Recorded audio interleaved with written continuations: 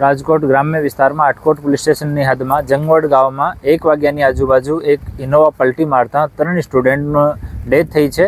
આમાં ઇનોવામાં total 12 student હતા અને તમામ સ્ટુડન્ટ્સ આરકે યુનિવર્સિટીના સ્ટુડન્ટ હતા, કમ્પ્યુટર એન્જિનિયરિંગના. આમાંથી 4 લોકો 3rd સેમેસ્ટરના હતા અને 8 લોકો ફર્સ્ટ સેમેસ્ટરના સ્ટુડન્ટ હતા અને તમામ સ્ટુડન્ટ્સ આંધ્રપ્રદેશ અને તેલંગાણાના રહેવાસી છે.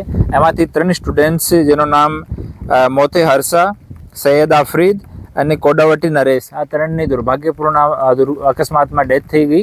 આનો પોસ્ટમોર્ટમની પ્રક્રિયા સિવિલ હોસ્પિટલ રાજકોટ ખાતે ચાલુ છે અને 2 સ્ટુડન્ટ્સ સ્ટર્લિંગ હોસ્પિટલ રાજકોટમાં એડમિટ છે અને ફ્રેક્ચર થયેલો છે, આઉટ ઓફ ડેન્જર છે અને બાકી સ્ટુડન્ટ્સને નોર્મલ સારવાર કર્યા પછી રજા આપી દીધી અને અમે આટકોટ પોલીસ સ્ટેશનમાં FIR દર્જ કરી રહ્યા છીએ અને FSL की ટીમને અને RTOને અહીંયા બોલાવવામાં આવે છે એનો એક્સપર્ટ ઓપિનિયન લઈને એના પછી આગળ વધીશું.